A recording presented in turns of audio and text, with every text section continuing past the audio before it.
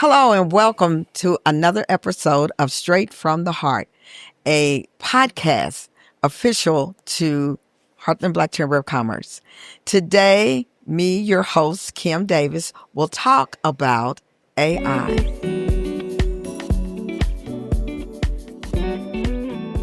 Now think about this.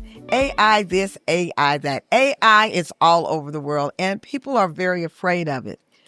I was in Washington, D.C. for the Congressional Black Caucus annual legislative conference this week, and AI was one of the many topics in many forms. You had AI in housing, AI in finance, AI in workforce development, AI in government. And so artificial intelligence is the way of the world. Things are happening really rapidly fast. And in our community, in the Black community, we have been left behind, or so we think. I am so fortunate today to have an expert on the AI and some of its origin, where it came from. We all in Kansas City know him. You will around the world get to know him. His name is Kenneth Yancy, Ken Yancy. And Ken is no stranger to the AI world. I'm going to ask Ken to, number one, I'm going to welcome him on the show. And then I'm going to ask him to tell you just very briefly about who he is, where he came from, and about his many companies that he has developed in the last couple of years. Ken, welcome to Straight from the Heart. You know what? Thank you so much for having me. The name itself, means a lot to me because you and I, we go back and we've always connected in that heart. Yeah. Then the mind takes over. Then we get into it. Okay. It's always good. Always good. But yeah, I'm Kenneth Yancy. I've been exposed and been really using software, telecom, marketing. Since 1983, right? I went to work for IBM when I started to go to school at DeVry University, right down the street here. It was on State Line. It used to be, yeah. And then they moved to Holmes. So I was very fortunate. I got a job in the mailroom. And got to meet a lot of people. But the interesting thing is I had to dress up every day. And it was good to see people that wasn't like me. Now, I say that very cautiously, but it was good because I saw something different, just pushing a mail cart. People were nice to me, but I was the only one there. Right. And so they knew I was going to school, just short story. But the badge readers, they parked in the garage, 45 grand. We parked underground, and the badge reader we're not working on it. It wasn't consistently working. Right. So I was in the mailroom, so I get this package of felt. It looks like badges, but it's felt. And it had some alcohol, some special rubbing alcohol. So I read the instructions. It said clean the badge readers twice a year. I had been there for 2 years. We had never done that. Right. So I just went around and cleaned all the badge readers. And so my boss gets this phone call.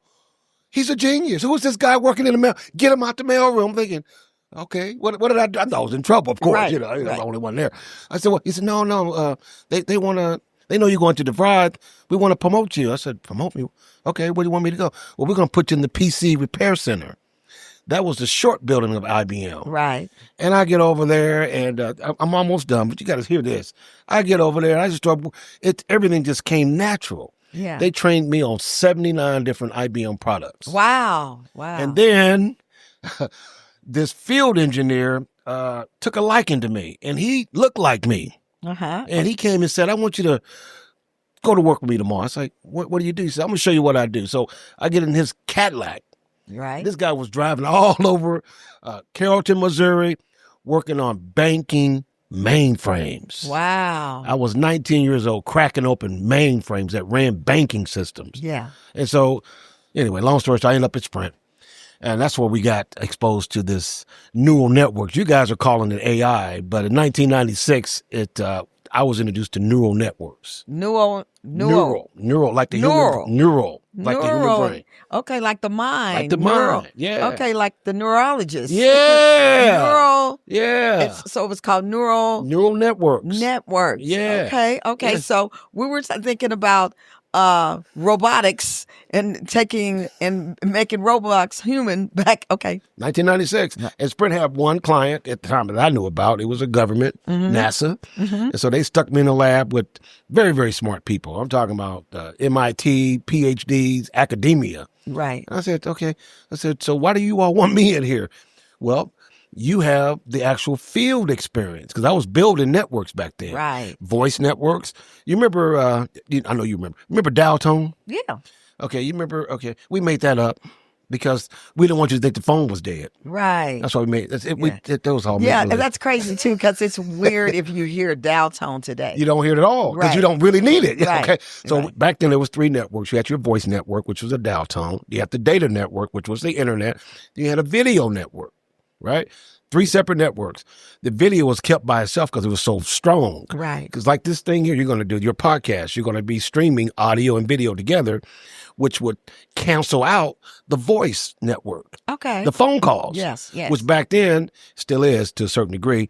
A phone call is the highest priority on your network. Okay. You got to talk to somebody first, search the internet, and then, do video. Okay. It ain't like that. Everything's combined now. Right. You notice that? Okay. Yes. Yeah. So that's how it works. So anyway, I'm playing around and they said, what we're going to do, we're going to study what people are doing on these 3 networks. I said, really? I said, okay. So we mean study. So back then we were listening to conversations. We were documenting who you were talking to, how long you talked to, what you clicked on, what kind of video. And we were training a piece of software, the neural network, right? And the job was to get this software to mimic the human brain. Okay. Okay. So I won't give all the secrets away, but I'm going to be having these 3 seminars at the Plaza Library. I'm going to tell you all how you really should be using this kindergarten ChatGTP. It's kindergarten compared to what we did back in 1996, even what's available now. Yeah. I'm not discounting it because it's a good intro. Yeah. But it's not the best. It's not. So, and they know it, Yeah. Yeah. So I do have to warn my audience that when you start talking to Ken Yancy, I call him Ken. He's Kenneth, but he will always be Ken to Kim. Thank you. I appreciate it. When you start talking to him, his energy, and he's very high strung, but you start talking about technology, and it is like giving him a shot of dopamine. I mean, it is this really is what he lives, eats, and breathes. Yeah. Thank God for Terry, his wife. Yeah, well, because she grounds him, she brings him back down. Yeah, she does. But she does. And a shout out to Terry English. Hey, Terry. Too. Hey, sweetie.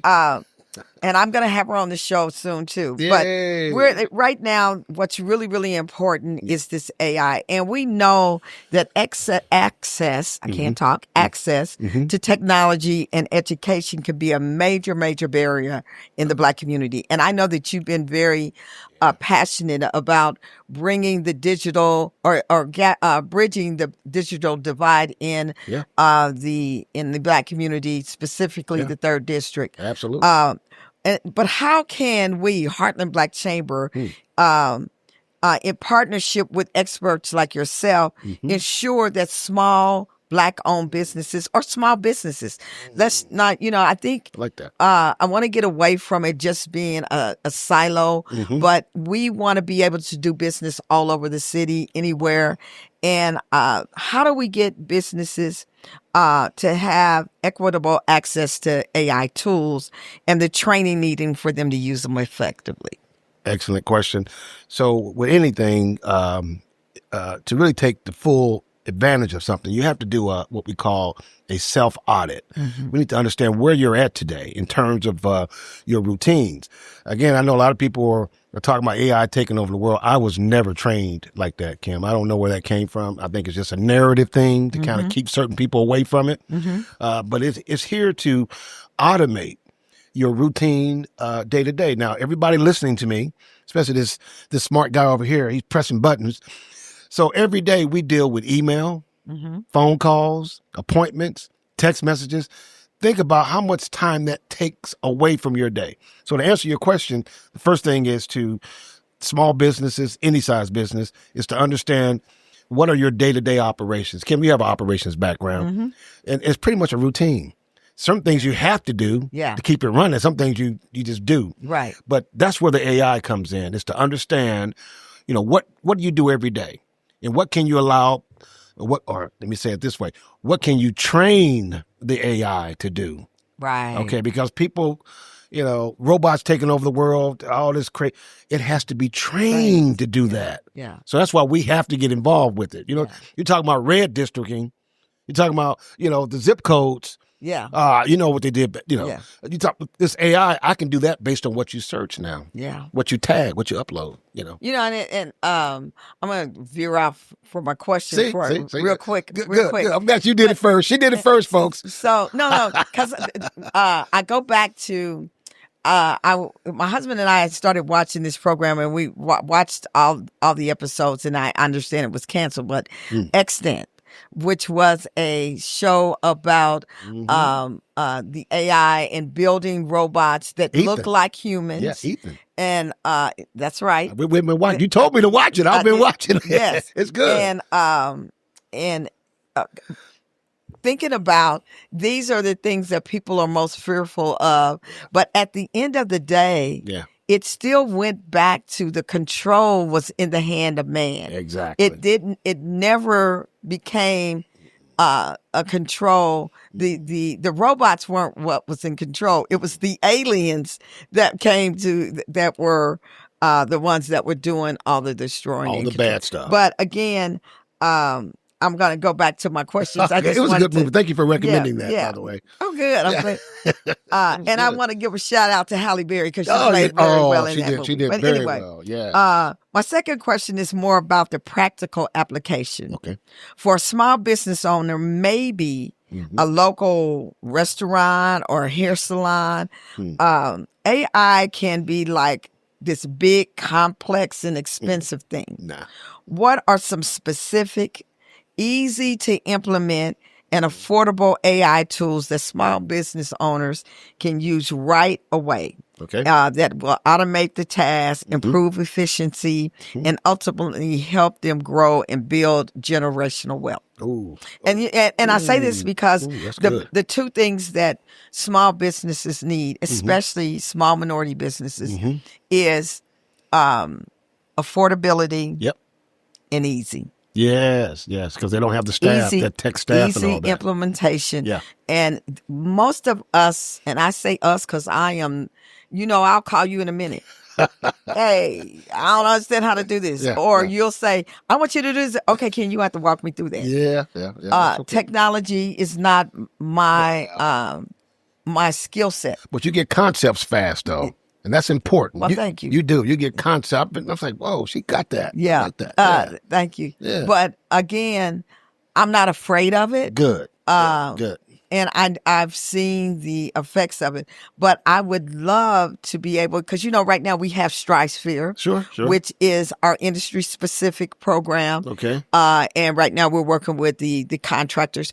But again, we will be working with restaurants. We will be working with hair salons.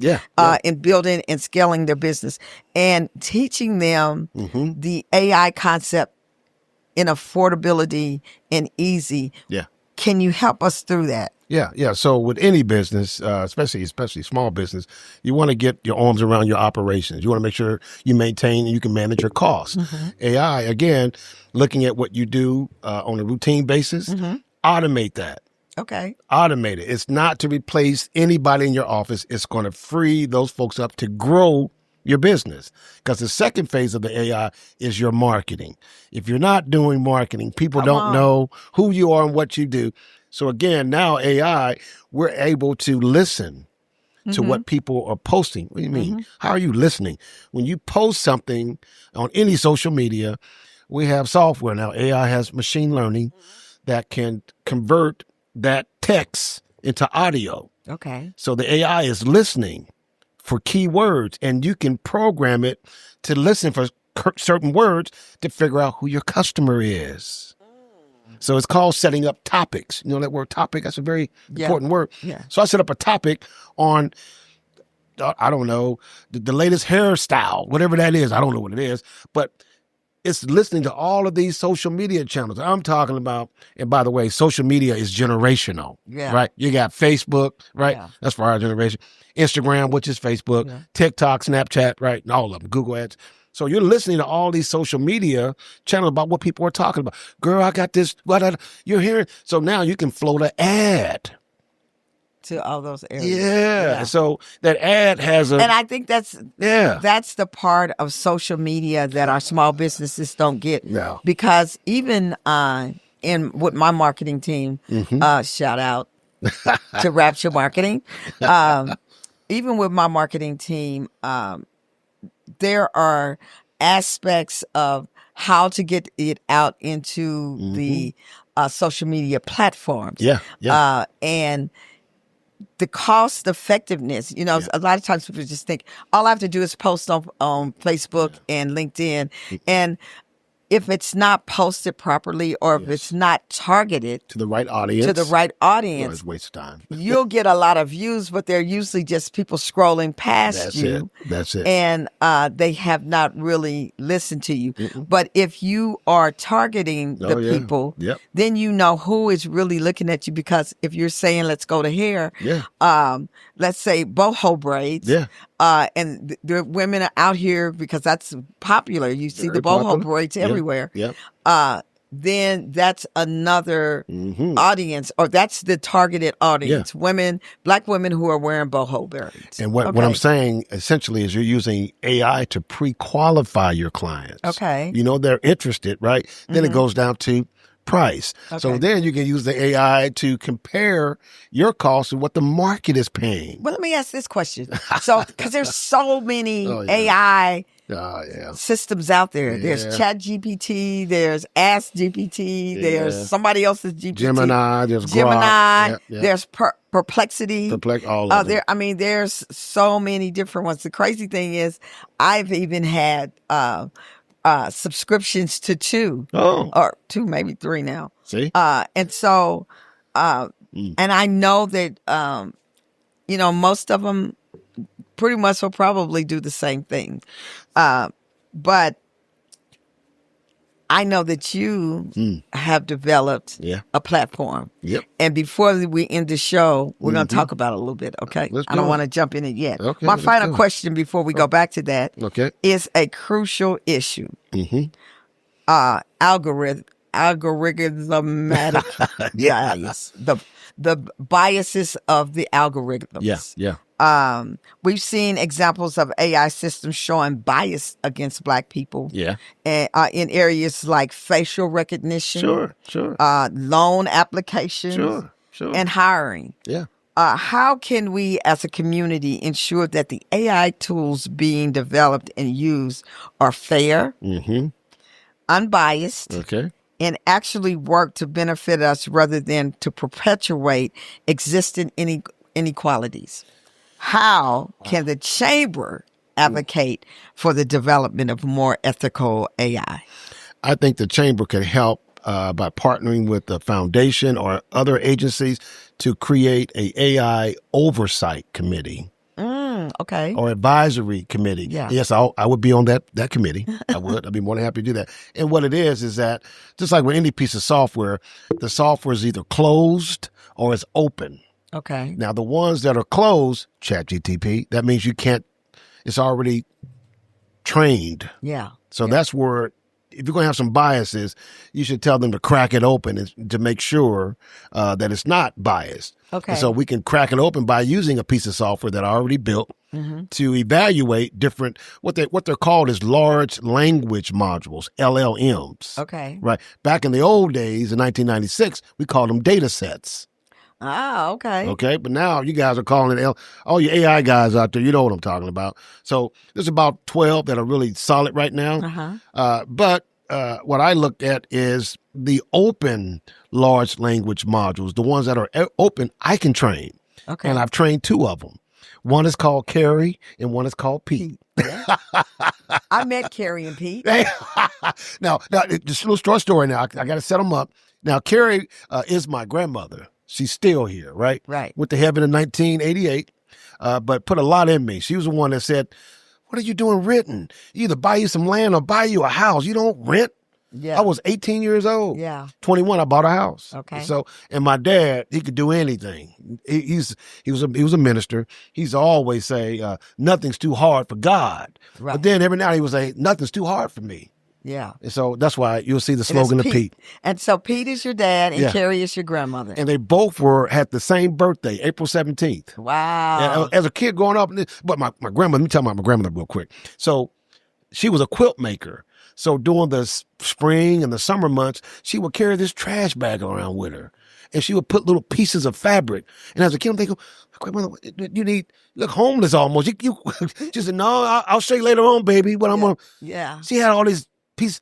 By the time the fall, winter, we all had heavy quilts. Yeah. She was a quilt maker. I love quilts. Oh, man. I would rather have a quilt on my bed than a comforter. Exactly. It just does something. It just makes you warmer. Did quilts as well. Yeah, it just warms your body differently, right? Yeah. So she was a quilt maker. And so that's why I consider myself as a software maker. I take pieces of software and I bring them together. That's what I do. So when can we expect Well, I'll give you the sneak peek because you're only Kim. Okay. Only Kim gets this. You hear that? So I'm going to be having a series of AI seminars at the Plaza Library, and I'm going to introduce Pete and Carrie. Carrie's already been used because it's writing grants for people, nonprofits and small businesses. But I want to introduce Pete.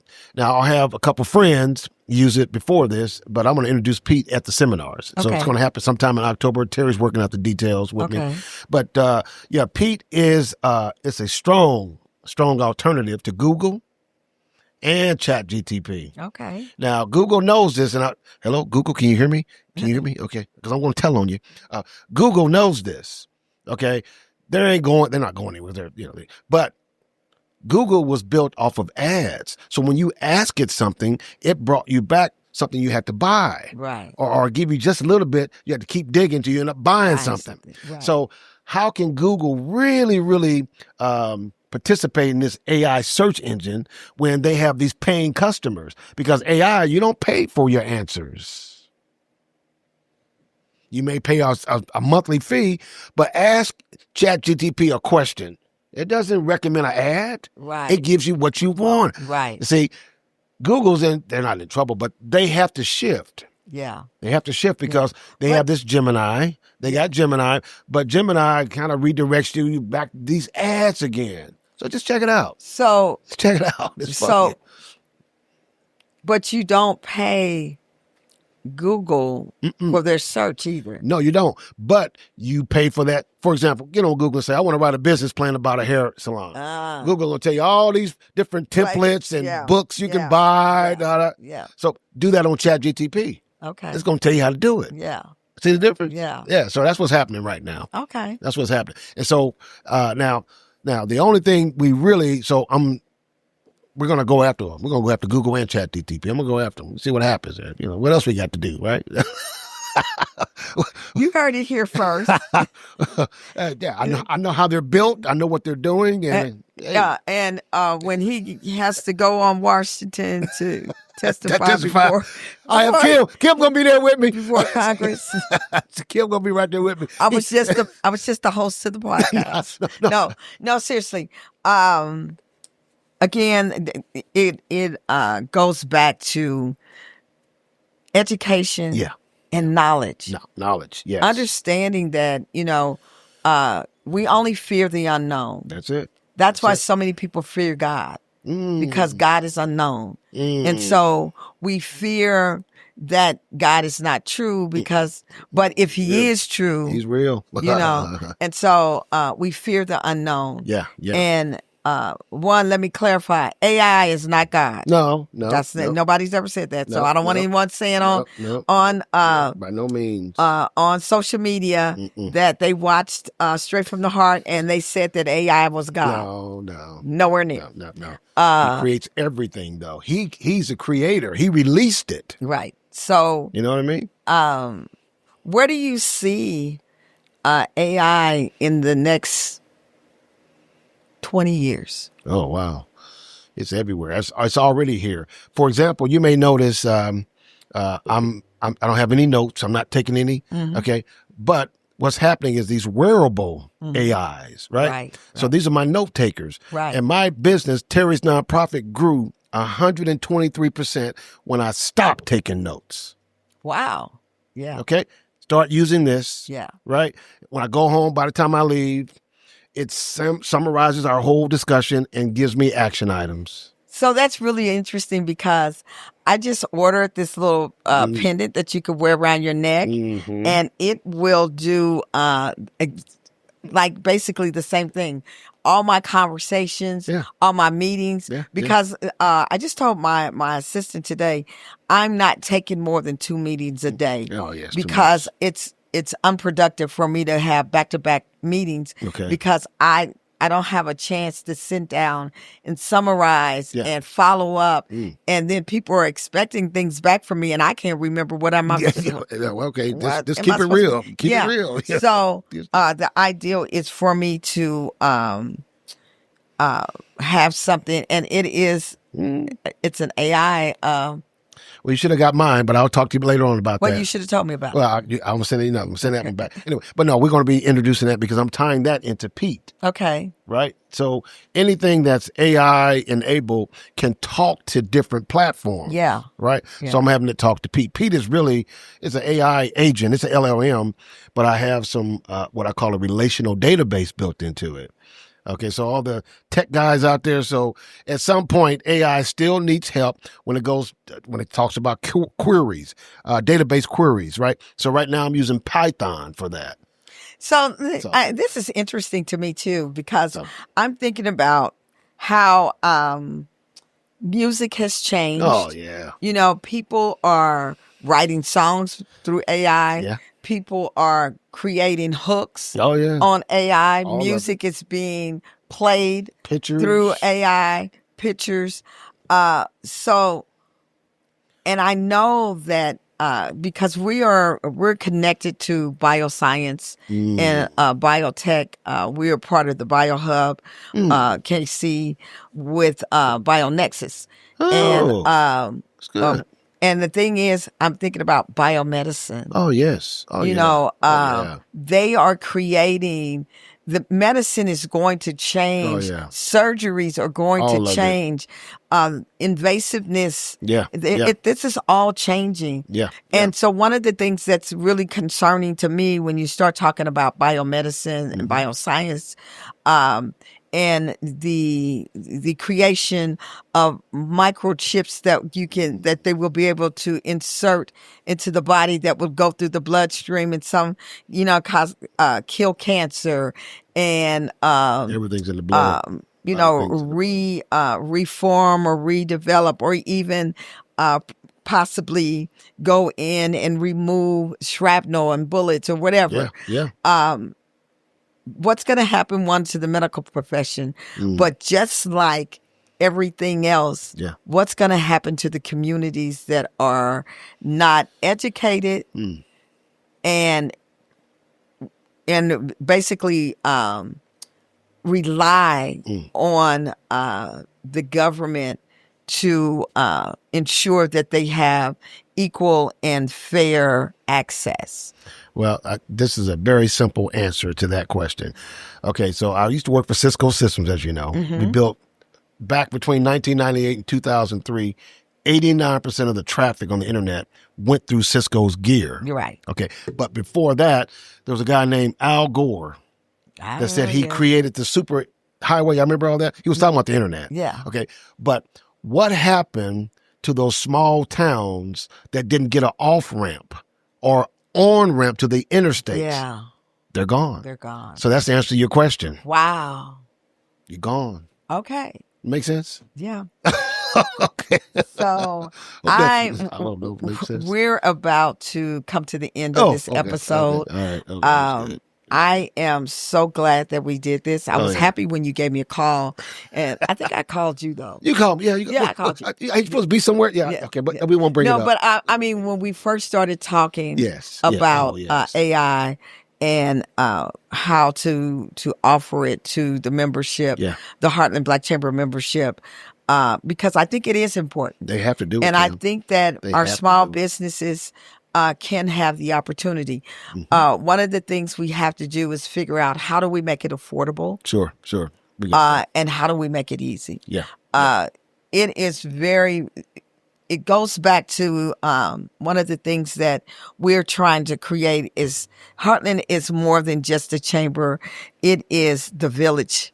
And it is actually the umbrella for the village. I love that. You know, when you go back to ancient Africa or tribes, there was a place where the leaders or the chiefs would congregate. And it was a house or a hut. Okay.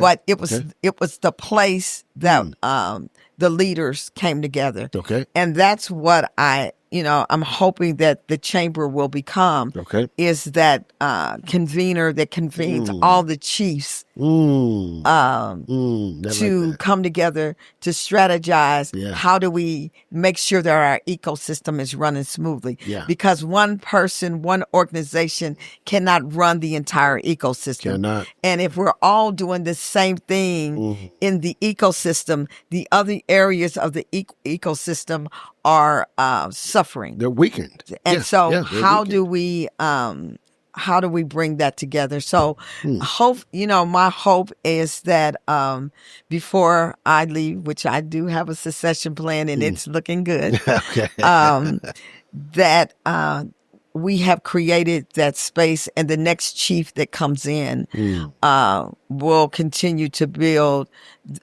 on that, and we become more active and more knowledgeable about the world as it's moving. We don't want to get left behind. We don't want to be the people that say we were left behind or they kept the information from us. They didn't give it to us. We have to go get it. And we have to share it when we have it. Well, let me end by saying this. Years ago, I did realize that software that I was writing and working with, it is a spirit. Okay. It is, because you think about it, this podcast is going on. You don't see behind the scenes how it actually works. Right. And so you know about the spirit too. You know, it works. Hey. Yeah. And like, I know about the spirit. It works. But do you see it? Yeah. But you experience it. Yes. You see the difference? Yes. So you're going to experience. So if you look at, just how things are going right now, we have to participate in it. We can't be afraid of it. Yes. And I really think that some of these fear tactics is to kind of make sure the creativity, the creative minds. Come on now. You know what we invented? Yes. We're not only inventors, we are innovators. Yes. And people used to call me an inventor. I was, no, I'm not an inventor. I like making something better. Yes. You know what I mean? Listen to people because it's already there. Yes. You just listen to Kim, make it better. Right. Make it more affordable. Right. That's what I like doing. Okay. Make sense? All right. I'm not an inventor. Stop calling me that. I didn't call you an inventor. Okay. All right. Okay. Anyway, you have been watching Straight from the Heart, and I want to thank Ken for being with us today. We'll have Ken back again because AI is going to continue to grow.